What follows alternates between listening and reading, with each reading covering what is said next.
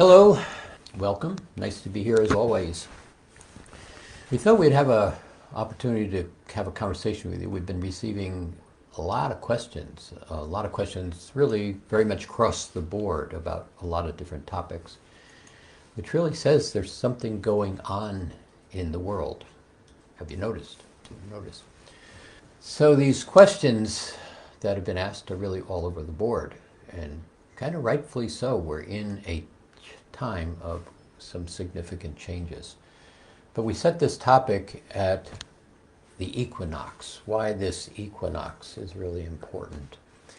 And for many of you who've been kind of following where we've been going with this for the last year or two even, we've been talking about these huge waves of light that are coming into your awareness. And particularly last Summer Solstice in 2021 was pretty huge. This wave of light that came in as it comes in on a solstice. Basically, it's a point where something's introduced or something's taken away. We're done with this, we're going to start with that, in a manner of speaking. And this formation of this octave, a whole new construct, was brought into unawareness. Well, brought into the awareness, but it wasn't activated. It wasn't really anchored. It was really there for your attention. Is this something that you want to play in? Is this something that has value to you? Was really the question that was asked with this octave. You've been playing in this shift. You've been aware of the shift for now some time. And this was an introduction of something really significant if seen. So by the time it got to the fall equinox, the equinoxes are the points where everything's in balance. And the question then says, here's what's been presented. Is this something you want to play in? And the answer appears to be pretty clearly yes. We'd like to play here. And so from the equinox to the winter solstice, this activation of this octave, this raising of an entire vibration. Now that's going to take some time, but it's put in place, began to activate. And it got pretty much to a full point of awareness in the first layer of this octave at the winter solstice. And now we're here at this equinox. And the question really is this something you want? Is this something that can be anchored? And so the question is pretty clearly laid on the table. Is this something you choose? Now we'll talk about the octave in a second, in a little different way. But how do you choose is something that I find myself constantly saying at the end of different webinars and activities we have. So how do you choose? So this octave, just to refresh for those of you who are kind of new here, and there's quite a few of you, so thank you for being here. This octave is like a high pressure zone coming into its presence. Now what that means is you get this high pressure zone, which is kind of good weather. And as it starts to form on the earth, it begins to push away the low pressure zones.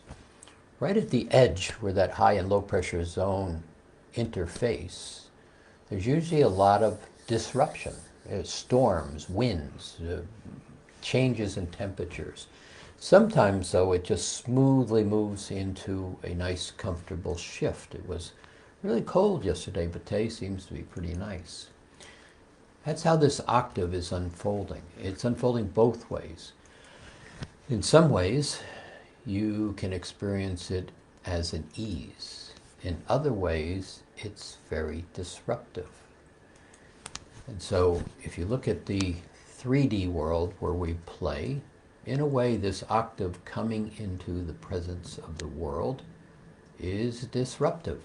You have Russia and Ukraine. You have some interesting new climate shifts. You have different geopolitical discussions going on around many topics.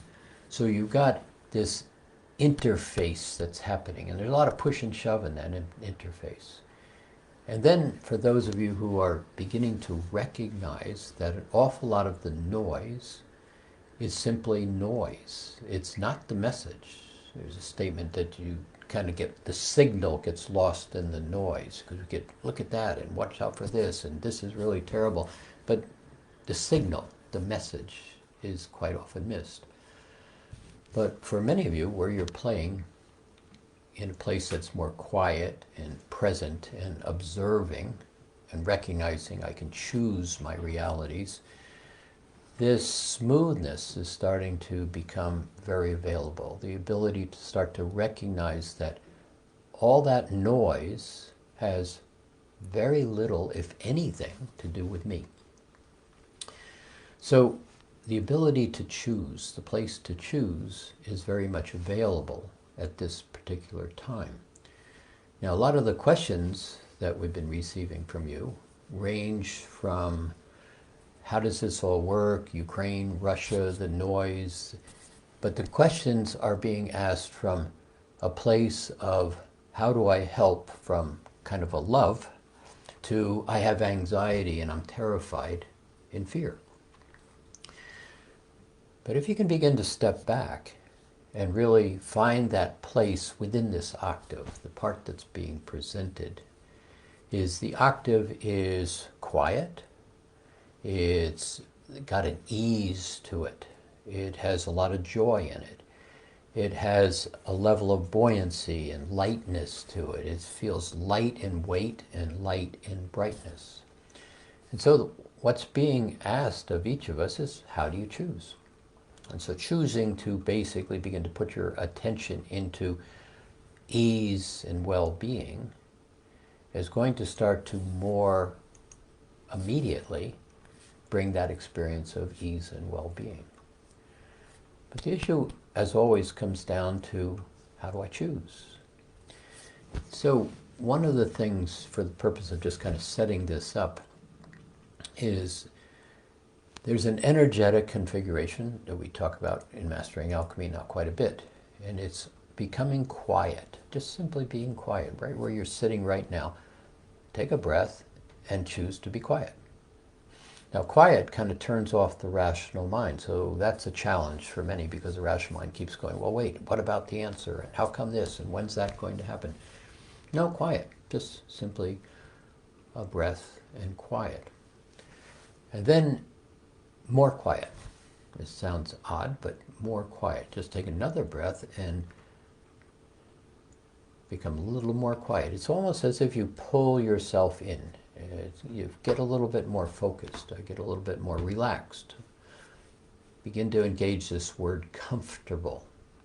Very useful, just relaxing into a comfortable. But something begins to happen if you pay attention, and that's exactly the right statement. Pay attention. I'm in present time, meaning right now, and I'm aware that I'm quiet and present. Now, as simple as that sounds, if you bring that alignment together, all of a sudden the anxiety, the noise, the attention points have an opportunity to fall away. This shift that's unfolding is really very much about, where do you hold your attention?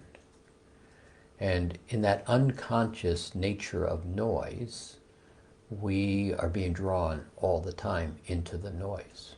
3D is very noisy. 3D has no definition to it in a lot of ways about managing myself. And so as this equinox is being set in motion, and it's now launching into the next summer solstice, this activation, this anchoring of this octave is really a gift. It's an opportunity to simply find that space. Take a breath, quiet, present, aware, comfortable, relaxed, and put your attention into this word ease. Now, the octave is very much a bridging aspect between this third and fifth dimensional space. It's creating an opportunity to step out of the anxiety. And really kind of this little, I'll call it a formula, it's not a formula, but a little process. Quiet, present, and then notice, how am I choosing? And then holding your attention in ease and joy. Now, one more little piece of this, and then we'll get to questions, because there's a lot of questions. This will sound new, I don't know. It's the fabric of the octave, the construct of the octave, the structure, kind of the walls, the ceiling, the floor, if you would, of the octave, is ease and joy and balance. Now, that's kind of what you're stepping into, and it begins to then take forms around you, with you.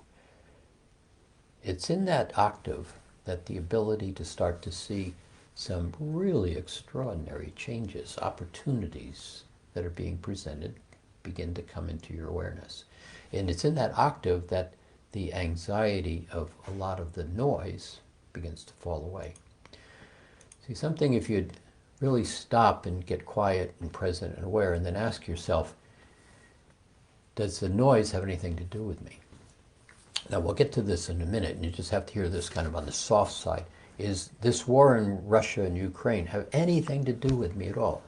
For the most part, 95% of you the answer is right now, present, no. Has nothing to do with me. Now, that's not being cynical or I don't care. It's just simply a realization. Right where I'm sitting, it has nothing to do with me. Now, I care, I'm concerned, I'm observing, but it has nothing to do with me at this minute. Will it have something to do with you going forward? Yeah, oh yeah. Gas prices, food shortages, food prices, among a number of other things on the third dimensional side. But on the opportunity side, beginning to have an ability to hold your attention in a different alignment in that octave, and then being able to recognize really the tremendous agreement that the people in Ukraine have, for example, about no, we're not going in this direction. We are drawing a line in the sand. Now, for the most part, we've all been being asked, where's the line in the sand for you? And because it hasn't been in our face in so many different ways, we say, well, I would do this. But we kind of just continue on with what we're doing. What is going on in Ukraine with that unified statement of no, this is not going to happen by the people is an enormous statement on your behalf. It's really all about noticing what is in fact happening. The shift in this direction is being generated by the Ukrainians, by that statement of no, we're not going to go here. So you can talk about the war and the right and the wrong of all this, and maybe we'll do more of that in the questions in a minute. We're not answering that question, right or wrong, here. We're just basically looking at the opportunity here to step into this upper dimension. And in a lot of ways where many of you are playing, where we talk about your own personal ascension and then the elevation of the earth and holding the doorway open for humanity to step into this fifth dimensional state of consciousness, that whole Ukrainian culture is just simply saying, here's that fifth dimensional doorway, and this is where we're going. And it's creating a ripple that is really pretty extraordinary, and we can talk more about that. So let me pause there, and because we have quite a few questions, let me have Roxanne kind of explain questions, and let's see where we can go with some of this. So, hello everyone. You know how it works. You just type your question in the Facebook chat there, and I'll read it for you. And thank you for your patience. Let us know if you're a member of Mastering Alchemy, level 1, 2, 3, or if you're not at all. And that will kind of help Jim answer your questions closer to where you are. Also, let us know where you're from. I see a lot of people from all over the world here. It's really cool. Okay, so the first question is from Judith. Could you tell more about the animals which are leaving, not dying, but stepping into another place? So every living thing vibrates in a certain consciousness, of certain vibration. And in the animal world, they are tuned differently than you and I humans are tuned. And one of the things that happens is in this evolutionary cycle, there is a transition on the planet. And basically, keeping it really simple, an enormous amount of the animals are just simply stepping into this fifth dimensional reality. Now, we can talk about this in a few minutes, but being able to choose to leave the body and step into another vibrational consciousness in a lot of ways is similar to you having an event lunch at a restaurant and then choosing to leave lunch at the restaurant and go to another venue, whatever that might be. The animals are being affected by humans. The animals are many are going extinct. Many of them are going extinct on their own. It's just simply they're stepping into a higher vibrational aspect of themselves. It can't be proven, but it's just simply when you start to recognize the place where you're playing, the opportunity where you're playing, and then you recognize the animals don't have the vast amount of noise that humans have occupying their space. That transition is just something that's happening very natural. Hard to believe to the human, but not to the animals. Jim, this one is from Anne. Can you give examples of these opportunities? Are they 3D opportunities like a job or a partner or money, or are they opportunities that my rational mind might not understand? Well, probably both. So one of the things about the opportunities is they are about you. So this is a place where you want to be, in this context, selfish. Now let me define selfish. There's two ends to that stick. One end is stepping on, taking advantage of, using somebody to get ahead. Nobody likes that, including the person who's doing it, who's in a lot of pain normally. And the other end is having for myself, giving to myself. And in that space of giving to myself, the ability to create more and then give to others becomes very much available. But it's in that space to begin to perceive what's available to me in order to have, to choose. If you're in fear, you're going to miss a lot of these opportunities. So one of the major opportunities that you're experiencing right now from a personal standpoint is just what was said. This ability to hold yourself in a different alignment, quiet, present, aware, and then recognize I'm going to choose this ease, this joy, this lightness, this kind of comfortableness. In that alignment, the ability to start to observe what is available to you to choose, opportunities that begin to happen, is going to be more and more present. In terms of opportunities in the world, for the world, you're watching the evolution of a shift in energy consumption. I don't mean just using oil and fossil fuels.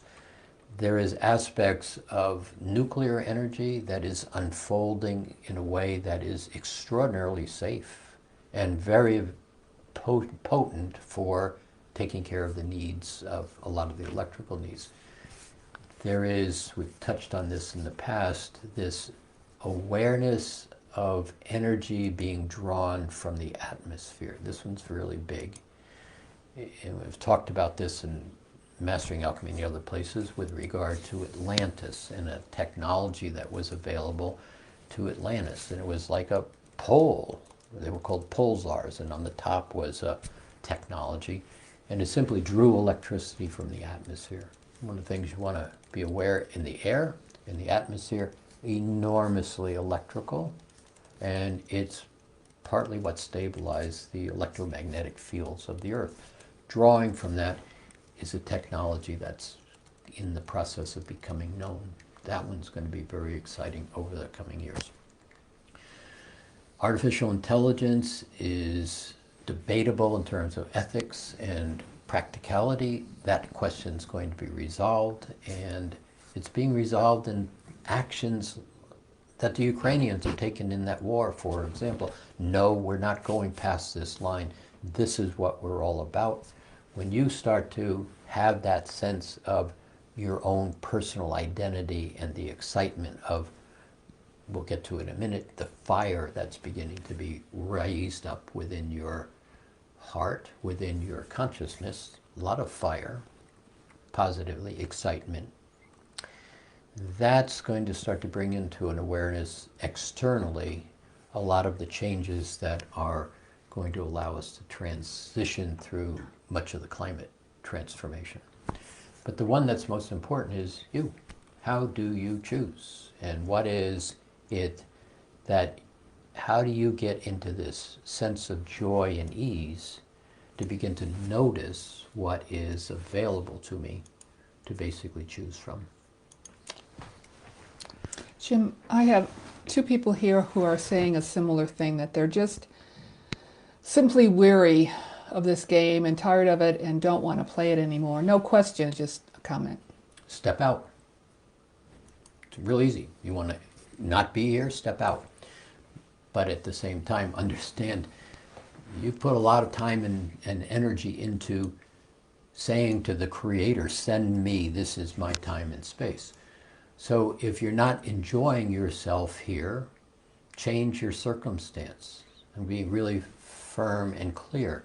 You are choosing to hold your finger in that light socket. So one of the things that happens, this is where some of these questions that are coming in about, I'm in anxiety. Recognize that you're holding your attention on anxiety. That's how it exists. And so if you can begin to step back and start to just decide, okay, I have all this, let's call it anxiety, uncomfortableness, fear in my space, and I'm not liking it, then shift your attention from that. This octave is creating the opportunity to simply ease out of it. So then let me use the example of this high pressure zone that's coming into a low pressure zone, and it's pushing out that fear and anxiety if chosen. And so it's a matter of, where do you want to hold your attention point? So this law of attraction, we've said this all along to you, is law of attraction is virtually flawless. It simply says, what you hold your attention on, the universe, will provide for you.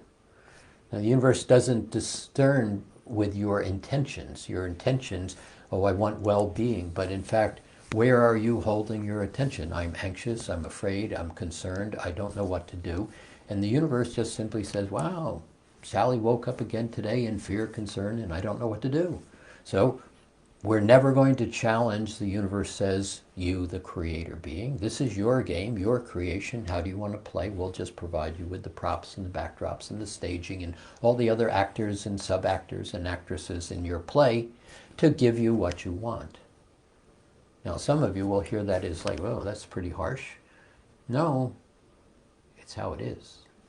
What it is you want. You're the creator being.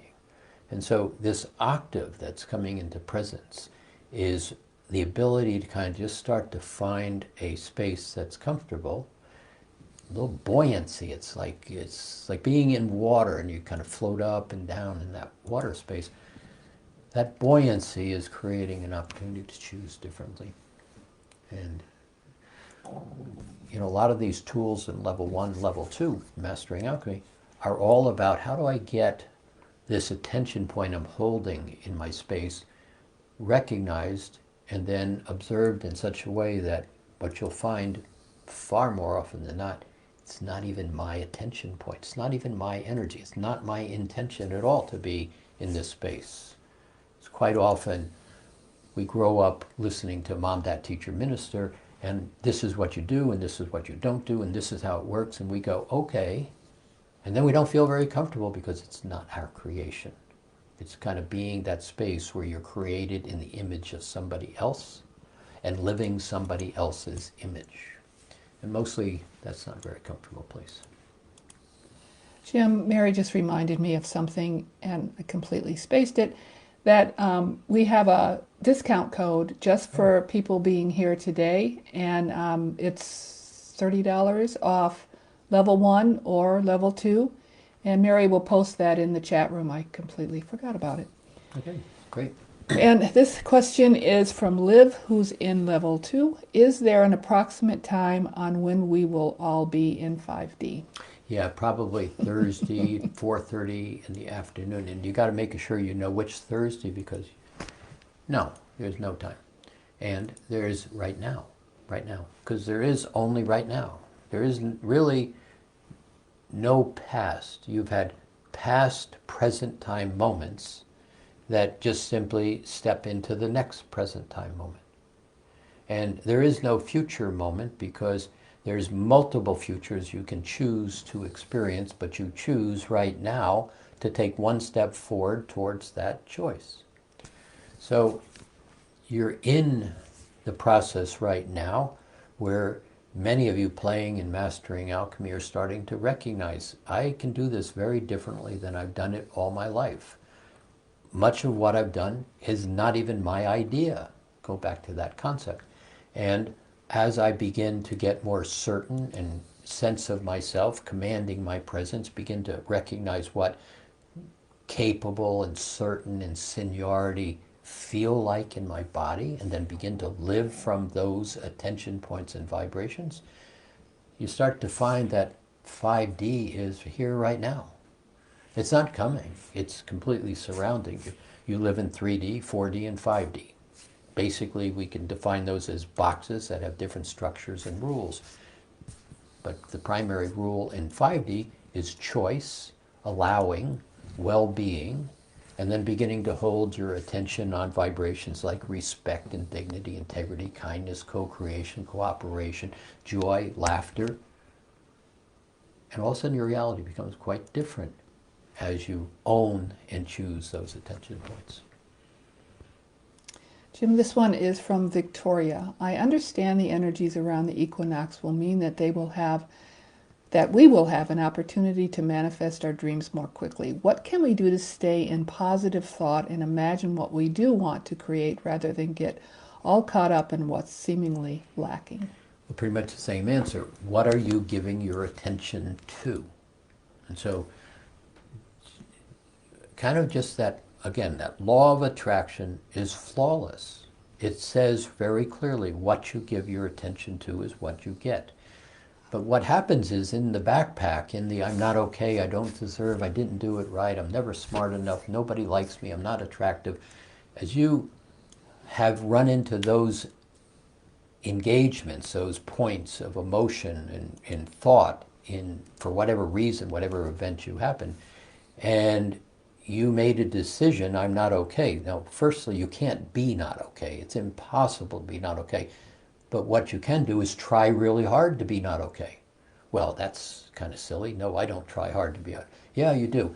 What you do is you take that thought, that feeling, I'm not okay, and you don't say, no thank you. You take it and you put it back here in the backpack and you make a deal with it and you say, if you don't come out and bite me in the butt, I'll never go over there where those people are that just told me I was not okay. And then you put it back there and then you try to answer the question, the most difficult question to answer because it's impossible to answer. What did I do wrong? What's wrong with me? See, if you really think about it, for the most part, somebody says to you, you're not okay. It's like, here, let me give you a gift. You're not okay. And then we try to answer what, why, how come? And you've never really gotten the answer, have you? What's wrong with me? You make up stories about it. You put your attention on it. You worry about it. You hide from it. You make sure that they over there don't see that I'm not okay. That's a whole lot of attention I'm putting on I'm not okay. Do you put that much attention on I'm really good, I'm excited, I'm capable, I can make things happen, I know how to do things, I'm really enjoying this possibility? No, for the most part. So when you get really clear on what are you holding your attention on, and a lot of that is back here in the backpack in a very unconscious and not even yours.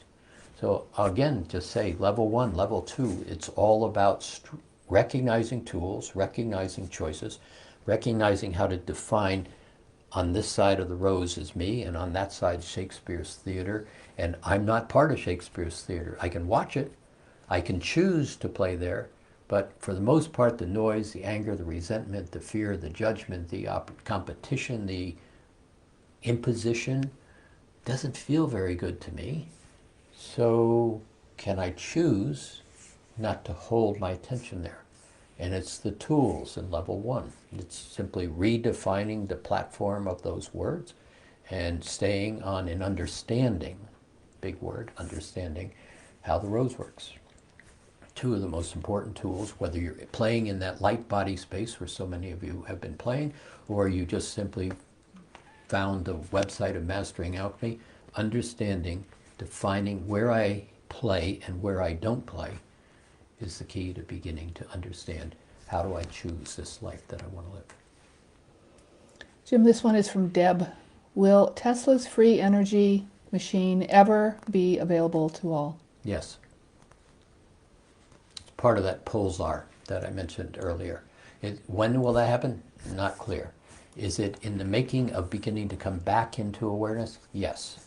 And there's so much more that comes with it. It's an entire concept of how to live in life. And that awareness is beginning to be made very possible in this 5D, in this octave space. This one is from Reed, who is partway through the self-study, A Course in Mastering Alchemy book. Reed is partway through that book. What healing in the physical, spiritual, and energetic body is important to complete before stepping into the 4-5D? None. None. It's a synergistic work in process. Now, also recognize that the book, Course in Mastering Alchemy, is not the course. It's the information about the course. But stepping into yourself, basically managing your side of the rose again, the platform of words, beginning to choose how you would like to experience yourself in present time. This alignment of quiet, present, and aware, playing into this octave, is really very, very helpful. It creates kind of a neutral point of awareness in a state of balance, and it allows you to choose from pretty much this neutrality. And so I think that's how I'd answer that. Mm-hmm. This one is a really sweet comment from Dorothy. I'm playing with quiet, present, aware, in ease and joy in my walking around space, especially in a very 3D workplace, and it works. The answer is just arrive. Thank you. Yeah. I am moving into the next year of level 3. This work is amazing. Great. Happy it's working for you. And then here's a question from Frank. How do I help Ukraine? Yeah, so I'm going to say this as simply as I can. Let me start from this standpoint. One of the things, many people are healers, and they have a sense that they heal other people. That's their gift. And to a great extent, they're exactly right. But it's not so much you doing for somebody else. It's as much more the space you hold that allows somebody to choose the answer you hold, the vibration you hold in your space, the color you hold, them choosing that and matching it, and then basically having it experience in their space. The part of this with Ukraine is really interesting. It's not so much, oh, you can send cryptocurrency, you can send money, you can donate to charities, you can do all those things. Please do. But at the same time, it's really about creating a vibration in yourself and holding it. Now, what I mean by that is this sense of beauty, this sense of well-being, this sense of certainty, whatever it may be, and then just simply holding it so that that capacity of those in Ukraine can choose that energy. You can do something also, we've been talking about this mostly in Q&As over the last couple of years. In certain periods we talk about it more than others, but the ability to be in two places at the same time. It's a skill. It's not two bodies. It's not your physical, dividing your physical space up, but it's very much beginning to have an awareness of that etheric body and sitting quietly in the physical body. And it's getting very clear that you just get very quiet. And one of the things in this octave is the ability to sit and be aware I'm here, and then place that etheric body in a hospital in Kiev or in Ukraine or in a village. You don't even have to know where it is, just have that intention, and then just go sit in that space. See it as I'm in a village. I'm sitting on a park bench in a village. Does that sound familiar? And it's a beautiful space. We're not looking at the war, we're looking at the space. We're looking at the trees, the rivers. We're basically validating the land and validating the people. And then just basically hold this sense of love, however you define it, well-being, however you define it, for that person who's walking by to all of a sudden take a breath and say, okay, I can do this. It's really about you holding the space for others to match and begin to experience. That concept may not be understood well by some, but as it begins, as this octave begins to become a way of life, and it will, that sense of your joy being the vibration for other people. How many times has somebody smiled and said, hey, nice to see you, and you weren't in a good space, and you went, oh yeah, nice to see you, how are you? All of a sudden you get into a conversation and you forget you were in a bad space. That's what you have the capacity to do on this energetic level. And one of the things in Mastering Alchemy is we're beginning to put a lot of attention on how to consciously be in that etheric body and how to consciously begin to hold vibrations. We'll talk about this sometime in the next few minutes, I'm sure, but the engagement from that etheric body space and engaging with the elementals of the earth for multiple purposes is something that's coming into your consciousness. Very exciting. Jim, here's a question from Shirley. How can I use the color codes in my everyday life? So if you are in Mastering Alchemy, there are a set of tools, very specific energetic configurations called color codes. They're not just color, the yellow, blue, green you paint on the wall. They are huge electromagnetic fields of love and wisdom that are able to be used for application. And somebody who doesn't know about those tools, go join Mastering Alchemy, but besides that, you can begin to just take the concept of, let's say, blue, and create your crown chakra at blue, and then just begin to bring this color of blue through your body.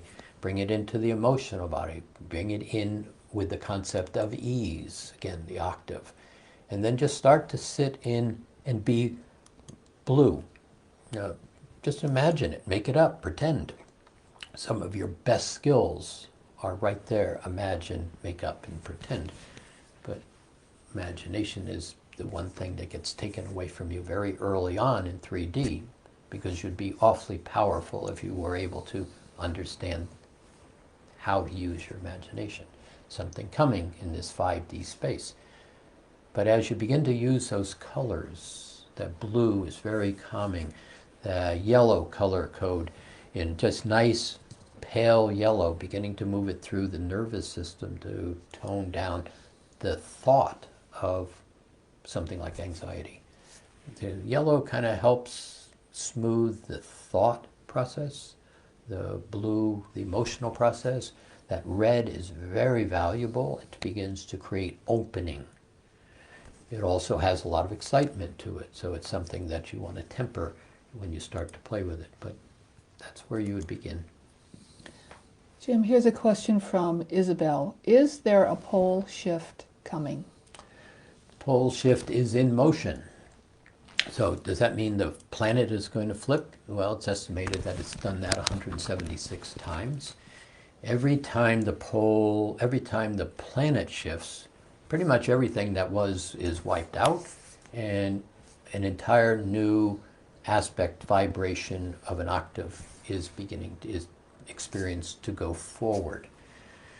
The planet is not flipping over, but the poles are shifting. So if you have a sense of there's a North Pole and a South Pole and it's at the Arctic and the Antarctic, you're way off now. The North Pole has shifted way over into Siberia. The South Pole has shifted very much up into approaching New Zealand. So you've got these two poles that are no longer in this perfectly balanced state of creating dichotomies and dualities, third dimension.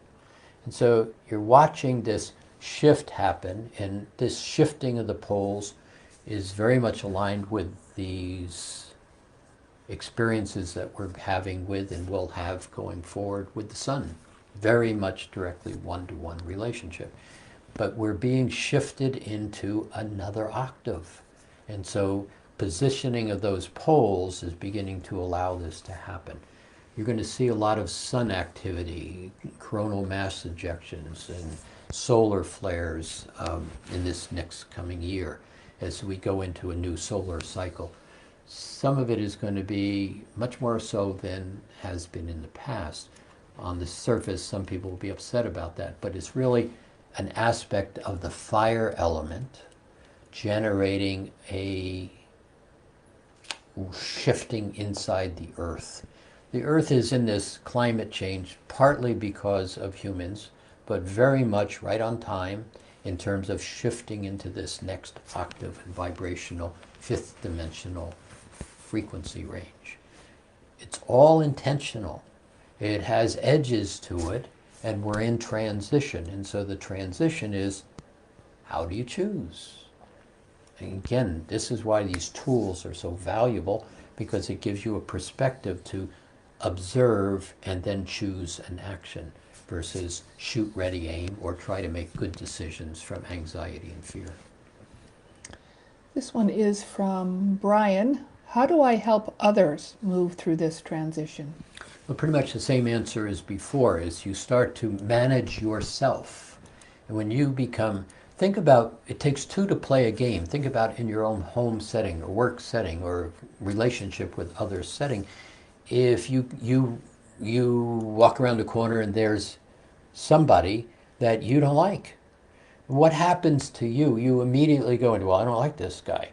And you change your energy. You were happy a minute ago, it's like, oh no, not this again. You shift your energy.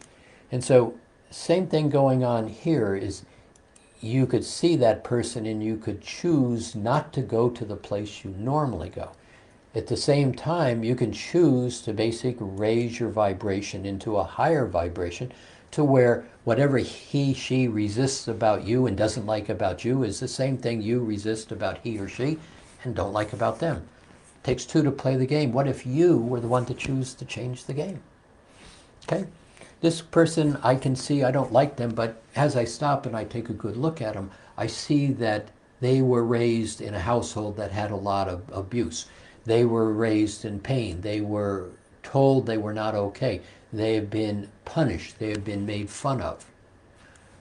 Pause and look at that person from that standpoint and ask yourself, would I walk in their shoes?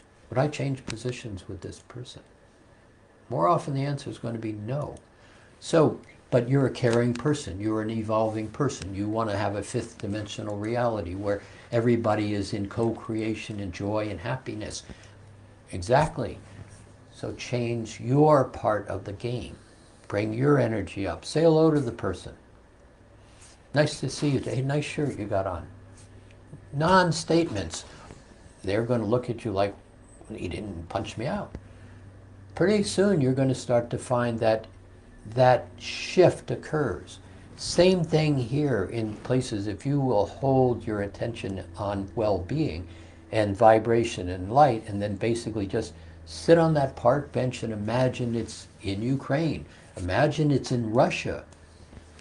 And then begin to hold well-being to start to shift that mindset into something that is much more powerful, palpable, and engaging for people to choose. Jim, this one is from Linda. Could you, Melinda, sorry. Please talk more about imagination. It seems like it's the secret tool. It is the secret tool. Now, for the most part, you can just hear it. You can't, it's like, yeah, I get it. Well, you get it intellectually. And so one of the things that the people who are playing in the Reset program, meaning they have gone through Mastering Alchemy, they have created that living light body, they have an awareness of that light body, and they're basically starting to activate that space within the octave. As you begin to get into a place of balance, you begin to start to shift into this fifth dimensional space as a feeling and as a state of being. And it's in that state of being that one of the things you learn in level 2 and level 3 work is that I no longer have to go to the world to get the approval of the world to do what I want to do. I don't need them to tell me I'm okay. I'm okay. And so once you start to step into this aligned fifth dimensional construct and it begins to be a state of being, the ability to start to recognize that everything comes to me. And then you begin to access imagination once again.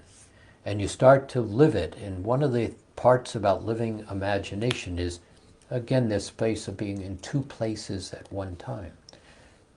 But in the octave, it begins to take a jump up, I guess is the way I would say that, to where being in two places at the same time allows you to basically imagine scenarios that you'd like to experience and then begin to put yourself into that imagined state. Now, imagination here is not make it up fantasy, wouldn't it be cool? It is actually a tool to step into time differently. And it's going to be something that is going to be more and more understood. And so imagination begins to be, I would like to have this experience, and then being able to put that much attention into it to draw it to me in this experience. That's not imagination. I mean, I'm not making it up.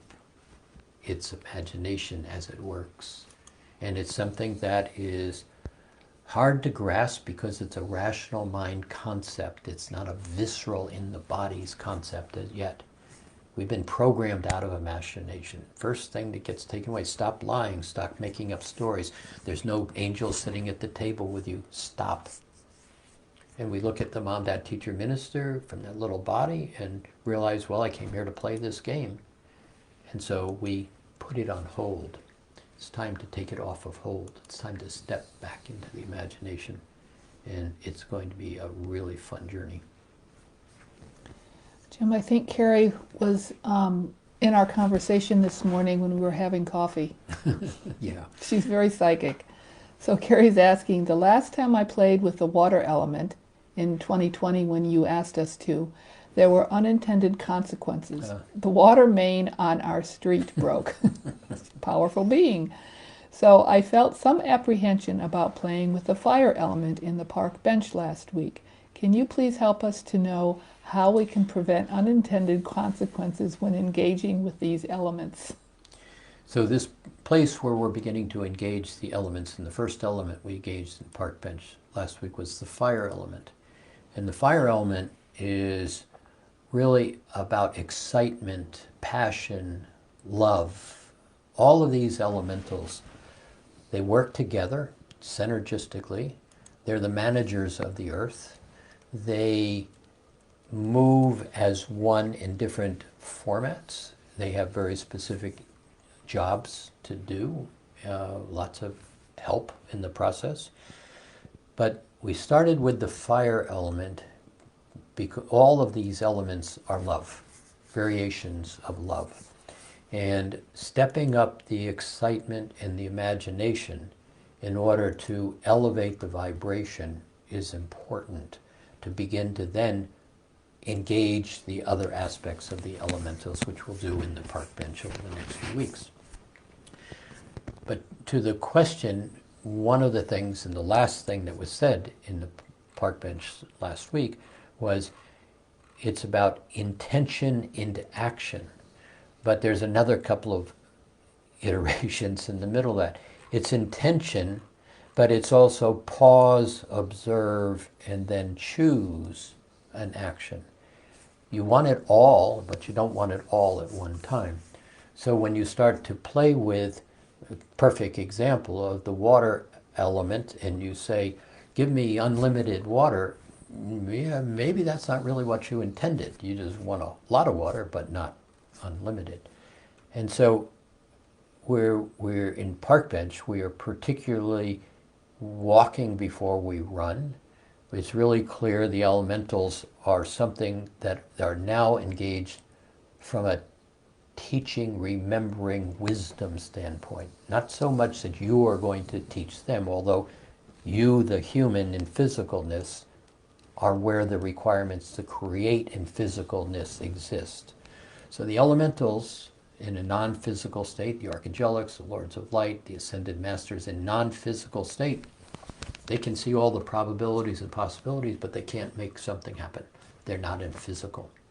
And so this partnering, merging with the elementals that we're currently in the process of doing, beginning to be one with the elementals, is really not so much about telling them, it's beginning to co-create in a space where you start to remember what you already know, begin to imbalance in that emerald green color code, that fifth element, love, balanced love. You start to recognize, if you're going to begin to fill the aquifers in the highest of the mountains to provide water for everybody below, you want to have an understanding of how wide to open the valve in order to provide that water flow.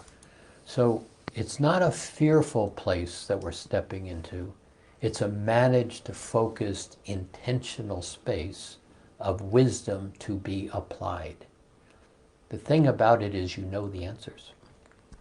You're all here not accidentally. You're here with purpose. You have a puzzle piece to fill, and you're in the process of filling it.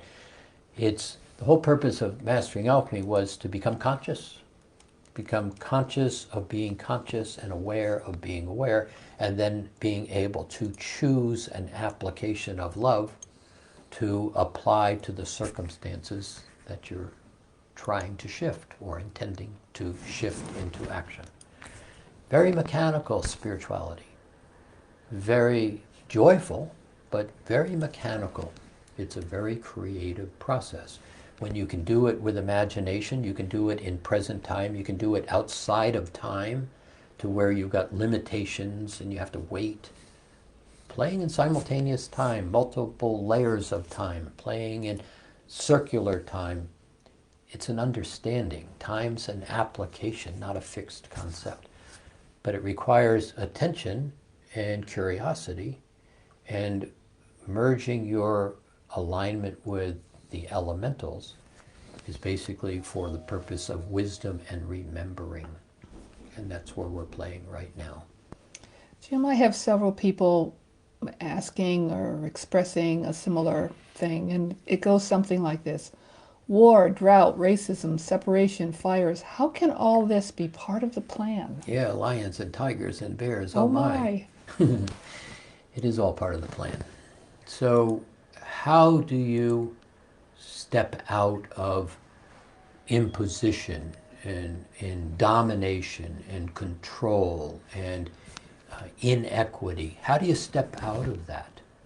And you can get pushed and pushed and pushed to a certain point, and then you say, just like the Ukrainians, no, no more. And so part of the Ukrainian experience right now is that energetic that wants to overcome, wants to take over, wants to impose, wants to expand, domination. And so you're watching the domination be expanded, and you're watching at the same time this shift of this movement forward in order to make something happen differently. Jim, could you talk a little bit about physical illness and how that plays into a person's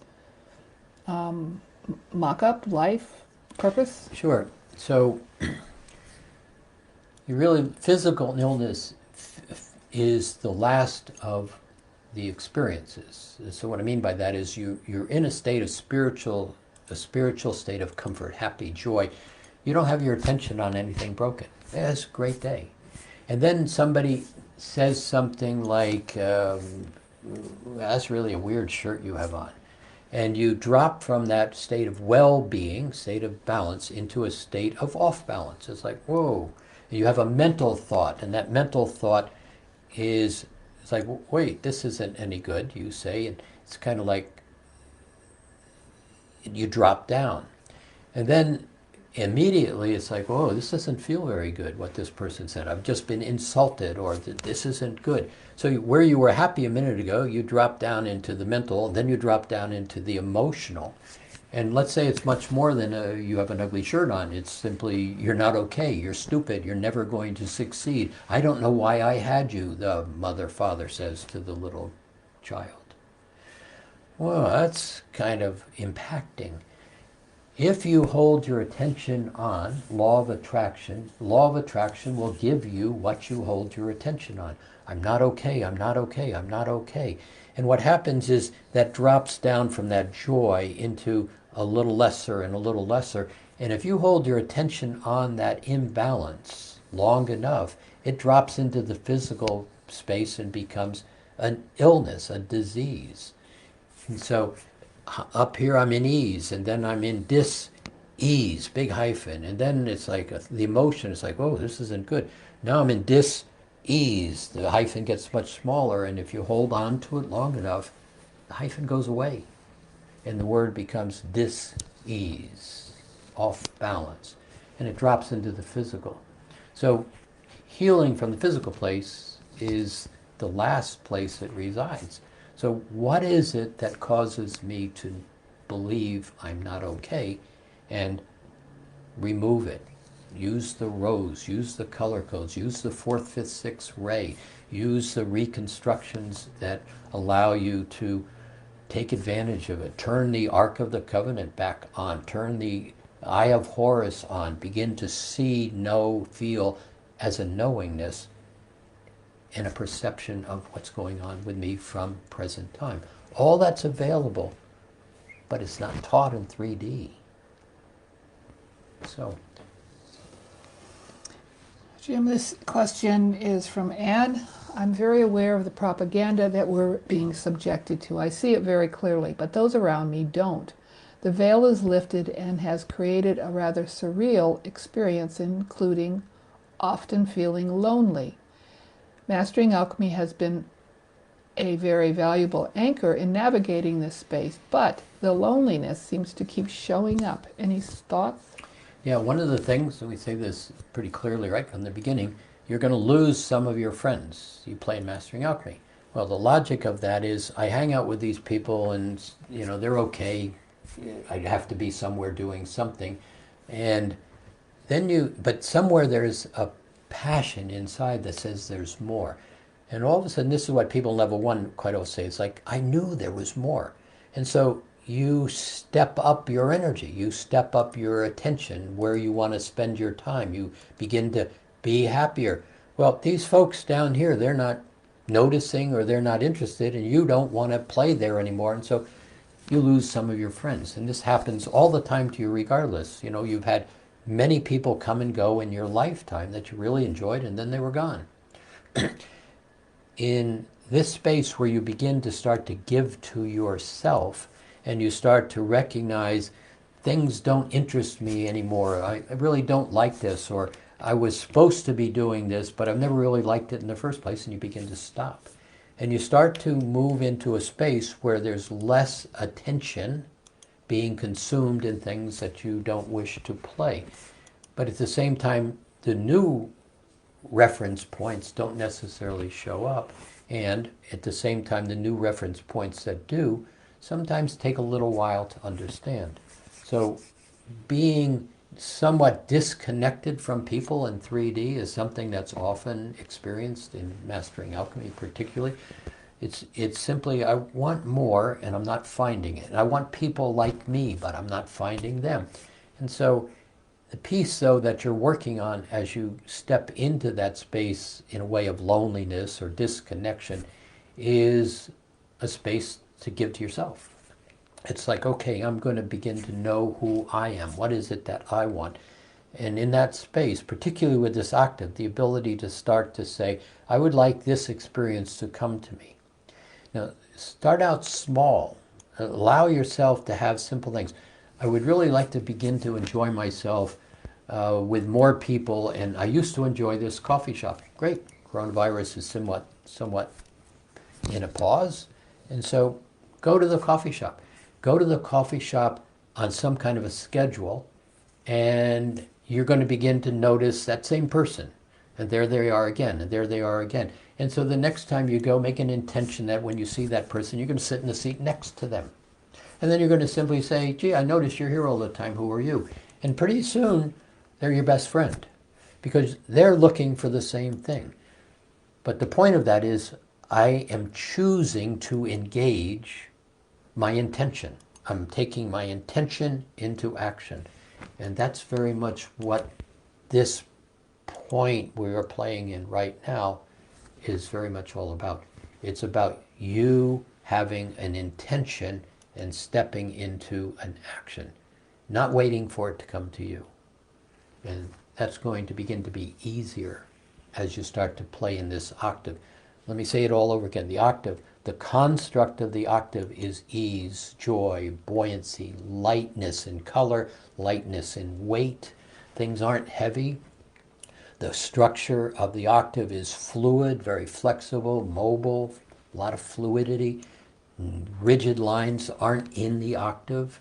So intending an outcome and expecting it begins to be much more accomplishable here in this octave. Here's one from Sydney. I hear you referring to elements and elementals almost interchangeably. Are you speaking of two separate energies? Are they all part of one realm? Good question. So let's break it down from you have cells, you have molecules, you have atoms, you have particles. The particle is the physical form of light. The wavelength is the non-physical form of light. The intention of a creation pulls non-physical into physical form.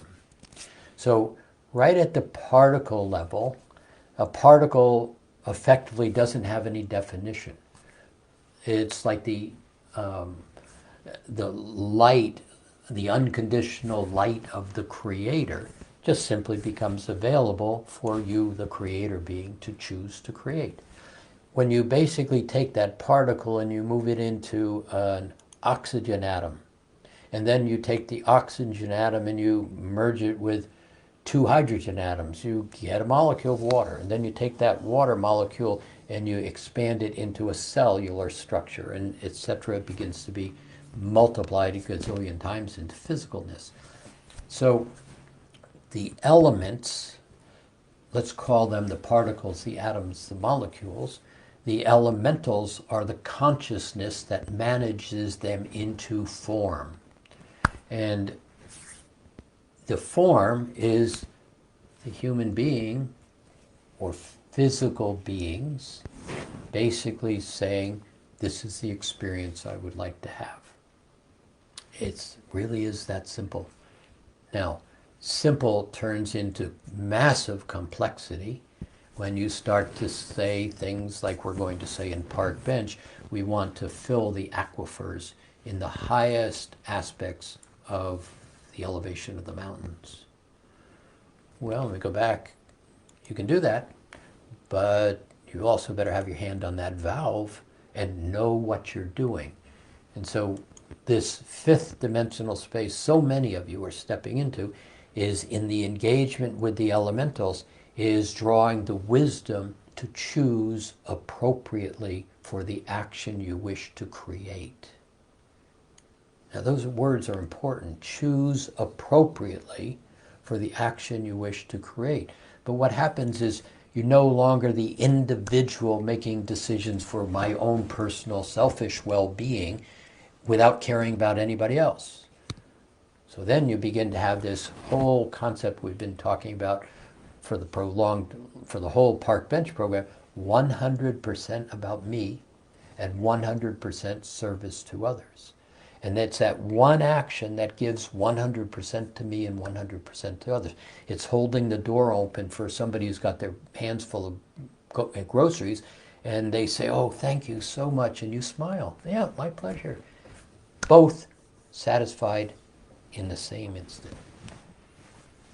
Jim, here's a question from Cynthia. Sorry, jeez. I hear music, sometimes just tones is the best way to explain it. Is there a particularly useful tone to use to enhance our work in park bench? Well, we kind of set in park bench that crown chakra at a color, and then we set a sound tone that everybody begins to be in agreement with. And the purpose of setting those crown chakra and sound tones is, it's like if I say, we're all going to look at this picture on the wall. Well, everybody brings their attention to that picture and that single point of awareness, and then we can be in agreement about expanding that point of awareness.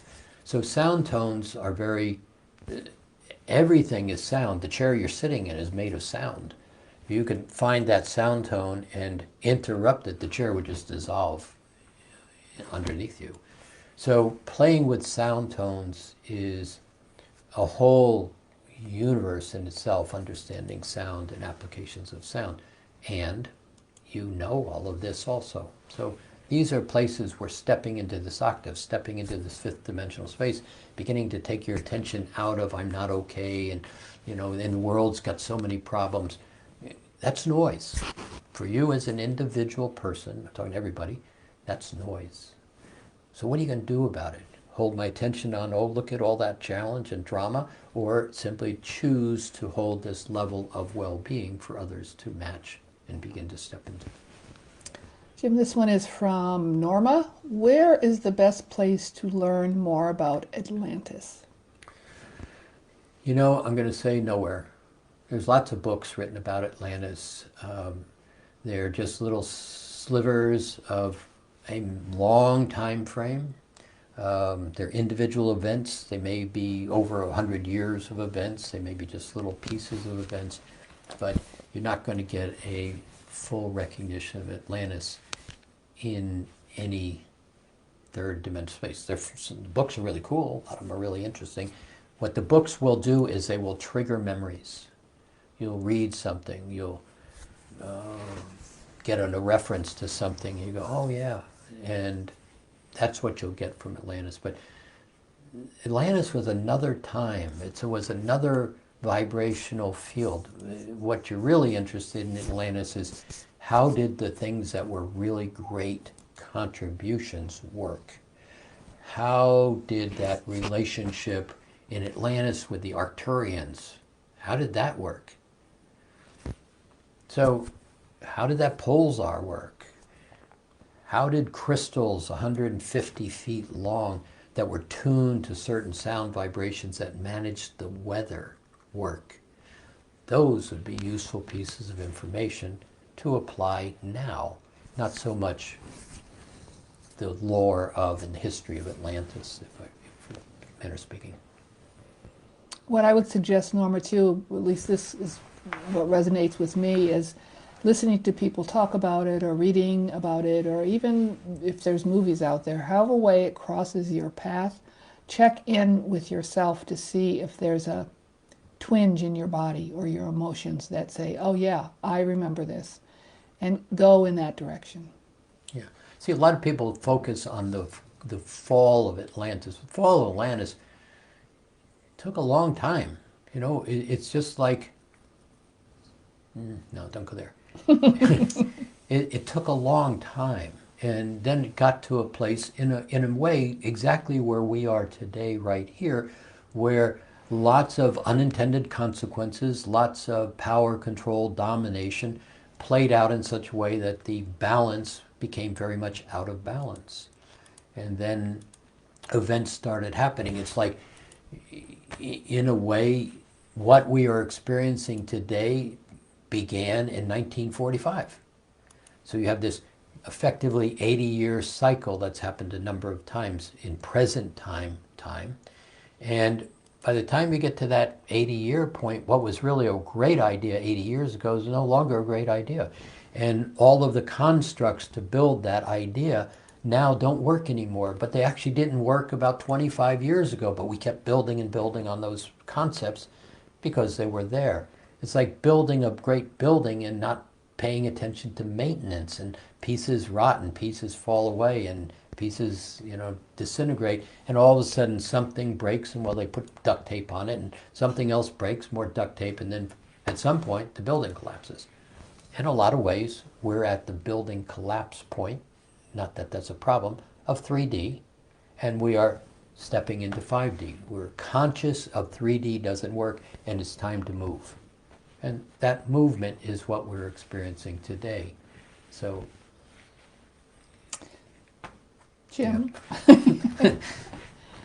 this one is from Jennifer. Could you share how we can use things like walks in the forest or walking near the ocean or any water to help us access the elementals in detoxing our own physical bodies and maybe co-create with them at the same time? In other words, use positive ions to help us create balance on every level of health and spiritual growth. yeah, so this applies to all the elementals.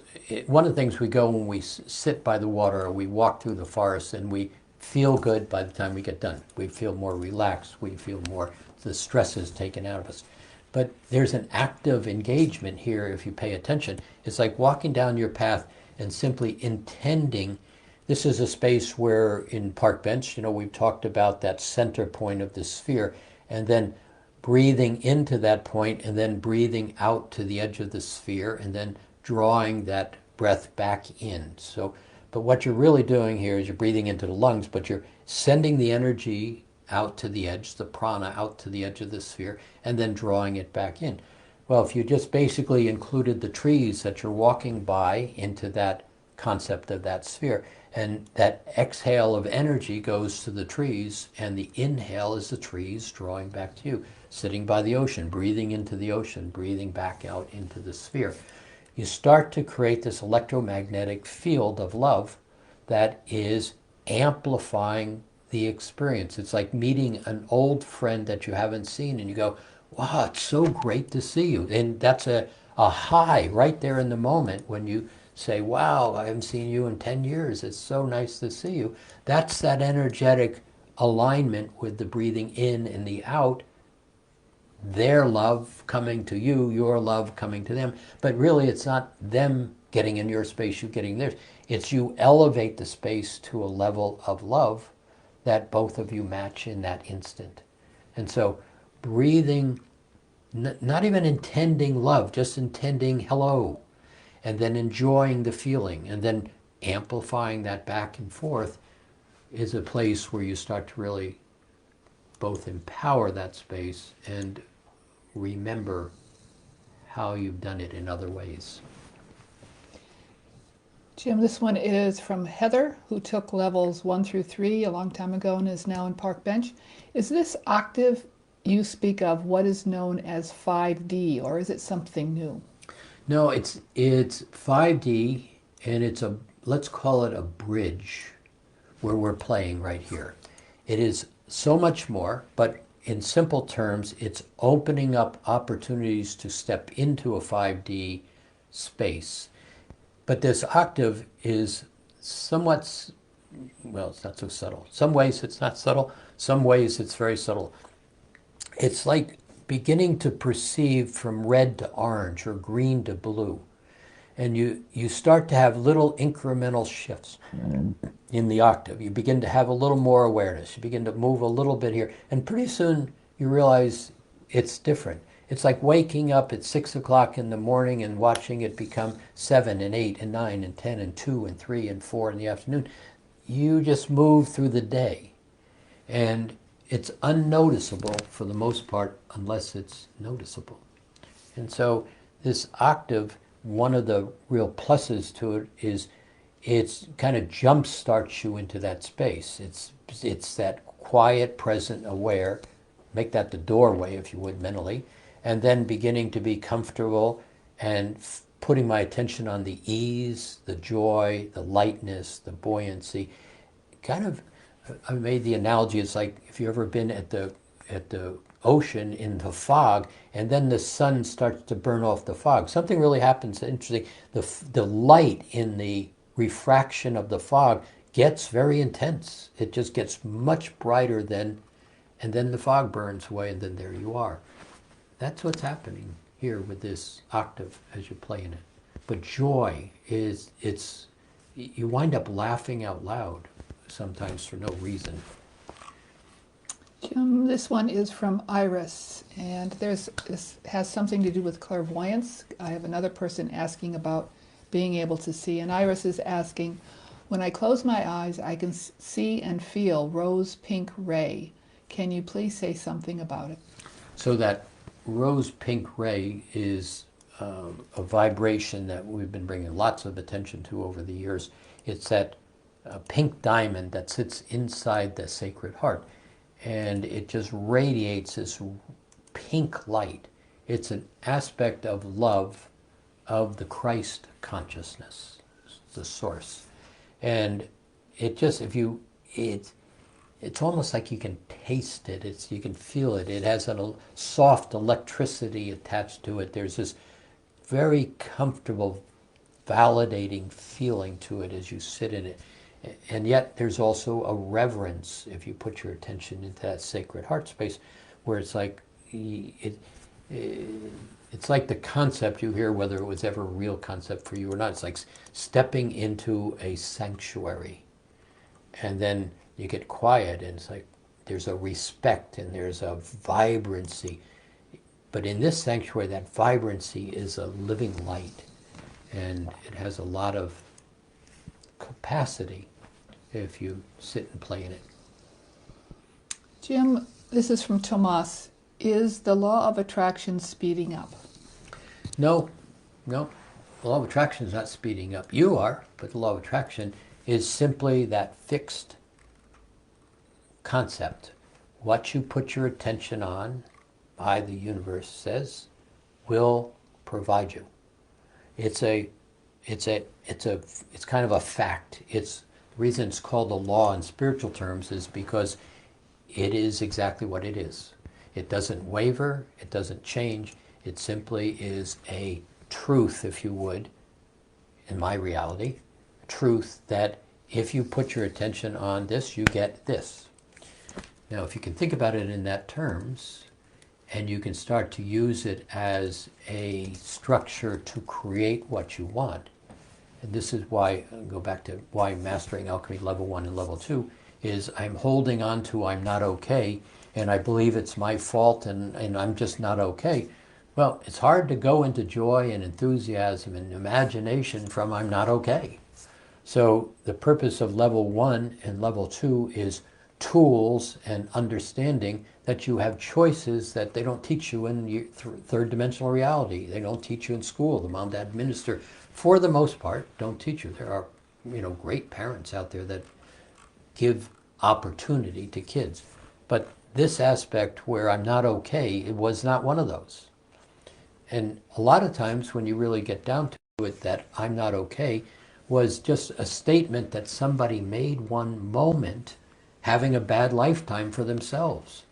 And if you were able to go back to them and say, why did you tell me that? They would say, I never told you that, for the most part. And they'd be amazed that, gee, how could you even have that thought?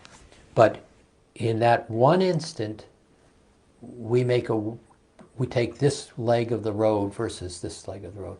We grab a hold of it and we go, I'm not okay. And then we feel not okay. And then we hold our attention on not okay. And then we keep validating I'm not okay by asking, why am I not okay? The tools in level 1 begin to have you recognize, wait, this isn't even my energy. And would you like to simply move it off the table? Because that's what these tools do. Jim, let's let this be our last question. This is from Terry. I've noticed two perspectives on this issue. The climate change we're seeing is more about the cycles of the earth than mismanagement by humanity, and there is interference by some causing the problem. Your views on this? Yeah, both are correct. And so this is very much a kind of a solar cosmic galaxy shifting. It's going on everywhere in the solar system, but we don't know anything about the rest of the solar system. And at the same time, this is all about raising the vibrational level that humanity and the world is playing in to a different vibration. And so this octave, this raise in this octave, is very much about the opportunity, kind of the ladder, the bridging to step into that fifth dimensional reality without a lot of the drama or challenges that would come if you just continue to plod along pushing against I'm not okay. So I think that's how I'd answer that. So Roxanne just disappeared on me.